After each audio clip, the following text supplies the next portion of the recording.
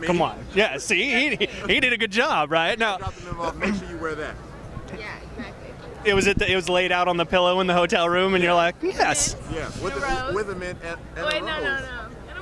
It was- Chocolate covered roses. We're seeing some chemistry here. Are you guys a couple in the movie? What's going on?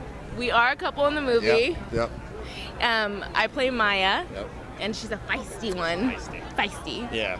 And I play Malik. I play the love interest to this lady right here. And we are the lovely couple that is in love. And we have some good chemistry, I guess. Yes, it's a bit like Romeo and Juliet. There's some tragedy involved. Yeah. Some heartbreak. Yeah. Well, I was going to say, is it one of those moments where you kind of have a problem that's not really a problem and you send him to do something that he shouldn't be doing and he gets eaten and then you don't really feel bad about it? You know what? We actually got relationship therapy going on in Shark Night because we can show you the positives of how to work a relationship. We don't argue at all in the movie. It's true love. Yeah, it's true love. It's legit. So you guys are actually saving each other from the sharks. So this could be a metaphor for relationship work that needs to be done in a horror movie about sharks and how aggressive they are. And that shark is kind of like love in the soul. It's kind of a whole... It's on a whole other level. I like that. I like that. Yeah. We're going to go with that. And that's basically what we had. And when we signed on to do the movie, they said, you need to have some philosophical understanding of love. And I said, I do. I know Alyssa does. Boom. Chemistry happens.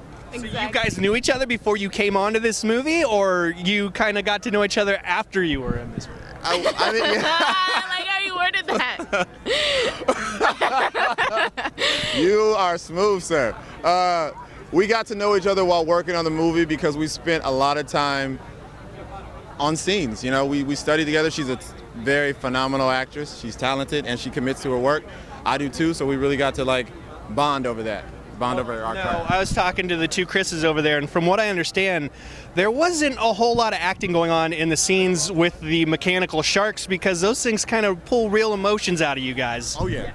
I mean, Well, it's intense. Yeah. I mean, you know, there's this one scene, and just seeing the shark fin in the water, you don't have to do much to be terrified. I mean, it was really scary. And these sharks were amazing. Tell them about the sharks. You know, I know when you're talking to the Chris's, they probably told you the sharks are free swimming. They are remote control. You drop them in the water and they can just go. They're built to scale, so they're like real life sharks. Their eyes move mechanically. They have real teeth. And when they're coming at you and that mouth is opening, man, it looks real. It did not take any acting at all. You were like, yo, what's going on? And it's not on a track. It's just in the water coming at you. No, they didn't tell me that. I had no idea until you just told me that. I did. They didn't tell me that these things were floating around with no poles in them, and that's... And they actually had shark teeth. Yeah. In them. Legit shark teeth. And we had, we had free swimming sharks, and we have like on a track too where they can come at you too when we were in like the more shallow waters. But when we got in the tank and they had that little range of motion, those sharks could just go up, down, they would come at you, they would rise out of the water, and you see the fins flapping to build up the momentum. It was intense, man. Well, now when you have something that real on a set, what's the injury quota like? Because it seems like you guys could get injured really easily if you have a real shark teeth, free-floating sharks, people messing around. Well, the good thing about it is that we had shark training, so we learned how to really work with and around the sharks. Shark Training 101. Shark Training 101. So if I decided to make a documentary where I took you two, put you in like a cage, and then dropped you into the Atlantic Ocean and said, let's see how they can really fare against sharks, you guys would do pretty well then. I think Alyssa would. Yeah, I think so. I think I would probably just run and let Alyssa handle it. No. Now, I want to know whose dog is it, and I hear it's a hero dog. Am I being lied to, or is this dog going to get chomped like all the dogs we've seen in the last decade? Because, like I told them, we really need to see the turn back where the dog is a hero because it got too cool and too neat to kill the dog. So what is going on with...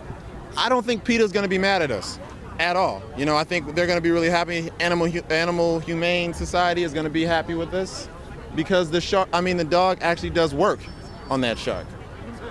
But I can't tell you any more than that. I was going to say, they might be upset about you because of the sharks, even if they're fake. The dog might be mad or the sharks might be mad. PETA might be mad. PETA might be mad. Yeah. You're giving sharks a bad reputation here. This is the thing. The shark is a very talented actor. And he signed up just like we did to have... He's getting typecast. No. I mean, at the end, you guys talk to the shark and he becomes nice and he doesn't... Yeah. Just mess with you. No, the thing about it is, like, when we were sitting at the bar, the shark was like, hey, man, are you ready for this movie? I said, yeah, but let me get your autograph first because I'm a big fan. Now, what does a shark drink? I want to know the shark drink. Shark? Sharks drink gin and tonic. No way. They drink Bloody Marys. Come on. And gin and tonic. Because, well, the cool sharks drink gin and tonic. Yeah. They're the sipping on sharks. gin. When they're Pool sharks drink gin and tonic. The sharks. pool. Yeah, the pool. The pool sharks. No, I want to know what's your guys' survival ratio in this movie? Is it pretty good, or are you not going to tell us? I mean, what happens in Shark Night 2? Well, What happens in Shark Night 2? Yeah, I mean, are you guys coming back, or? I will say this, that will give away the answer to the movie. I can't tell you. I'm just messing with you, man. So we're not going to see an Obi-Wan Kenobi moment where, I say there's still hope. You don't know. so like if he Very dies, hopeful. does his voice come back and Well, save you you don't as know. a ghost? And Yeah, he's we like, don't know. You don't know? You're not gonna It's tell all up for grabs. What I will, yeah. You what? What I don't know. You don't know. Now, what was it like working with David Ellis? Because, I mean, he's made some crazy movies in the past. Snakes on a Plane, Final Destination 2. These movies that are just, like, super fun to watch beyond anything else that might be happening in them. You just have a ball. What was it like to be on a set of one of those movies where you know everybody's just going to have a good time when it's... David is like surfer zen. He is so cool, so calm, so collected, and so much fun. He is a blast to work with.